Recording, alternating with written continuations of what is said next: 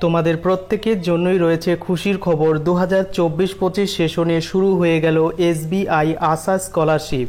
SBI ব্যাংকের পক্ষ থেকে প্রত্যেক বছর দরিদ্র মেধাবী ক্যান্ডিডেটদের জন্য এসবিআই ব্যাংক দিয়ে থাকে এসবিআই আশা স্কলারশিপ। এবছরও সেই স্কলারশিপের জন্য আবেদন প্রসেস অলরেডি শুরু হয়ে গেছে। অল ইন্ডিয়ার যে কোনো ক্যান্ডিডেট এখানে আবেদন করতে পারবে। তো আবেদন করার জন্য কি কি যোগ্যতা লাগবে, কি কি ডকুমেন্টস লাগবে, আবেদনের লাস্ট ডেট কবে, প্রত্যেকটি বিষয় তোমাদের সঙ্গে শেয়ার করছি। তো চলো ভিডিওটি শুরু করা যাক।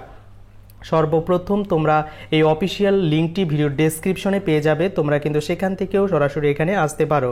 এই এসবিআই আশা স্কলারশিপ অনলাইনে আবেদন কিন্তু শুরু হয়ে গেছে। তো কারা কারা আবেদন করতে পারবে, এখানে কয়েকটি ক্যাটাগরিতে কিন্তু সেটা ডিভাইড করা হয়েছে।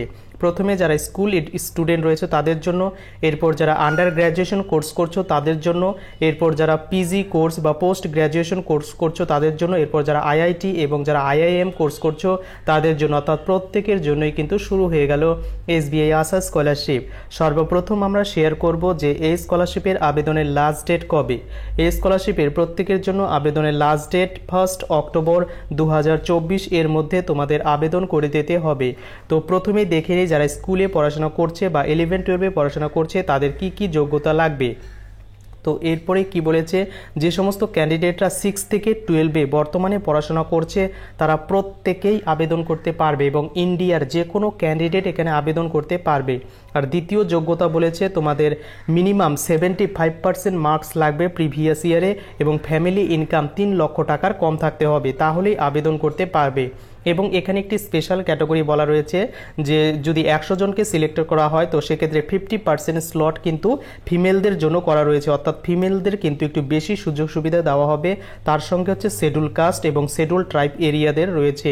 তো কত টাকা দেওয়া হবে এই স্কলারশিপে, যদি স্কুলের থেকে আবেদন করো এবং তুমি সিলেক্টেড হলে 15,000 টাকা প্রত্যেক বছর কিন্তু পেয়ে যাবে। এবার আমরা চলে যাব দ্বিতীয় ক্যাটাগরিতে, যারা আন্ডার গ্র্যাজুয়েশন কোর্স করছে তাদের জন্য কি কি যোগ্যতা লাগবে।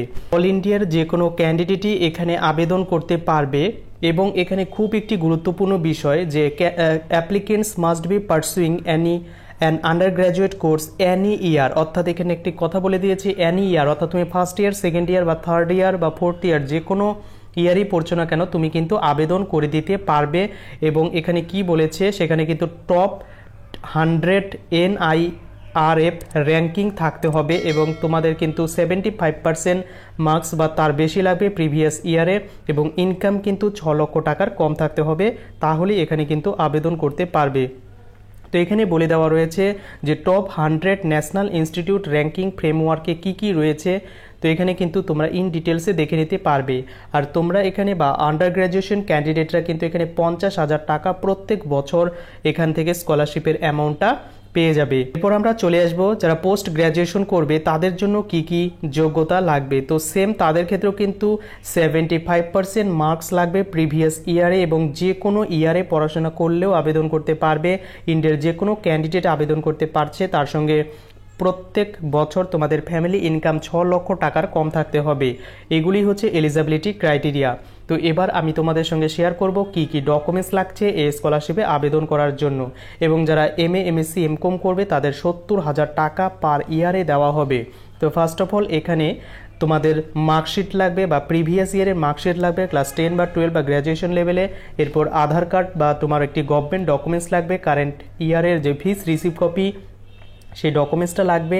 তারপর তোমার অ্যাডমিশন রিসিভ কপি লাগবে, যেটা অ্যাডমিশন লেটার বা অ্যাডমিশন আইডেন্টিটি কার্ড লাগবে বা বোনাফাইড সার্টিফিকেট।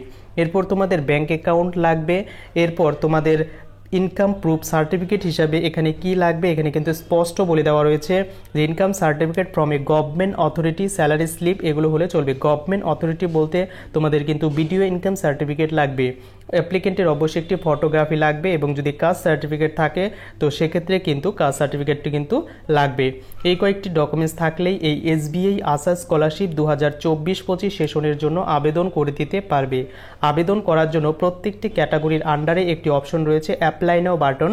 সিম্পলি এই অ্যাপ্লাই নাও বাটনে ক্লিক করে তোমরা কিন্তু অ্যাপ্লাই করে দিতে পারবে। এখানে সর্বপ্রথম মোবাইল নম্বর দিয়ে রেজিস্ট্রেশন করে নিতে হবে, তারপর কিন্তু অ্যাপ্লিকেশন করতে হবে। তো এই পর্যন্ত লেটেস্ট আপডেট ছিল। আপডেটটি কেমন লাগলো অবশ্যই কমেন্ট করে জানাতে ভুলো না।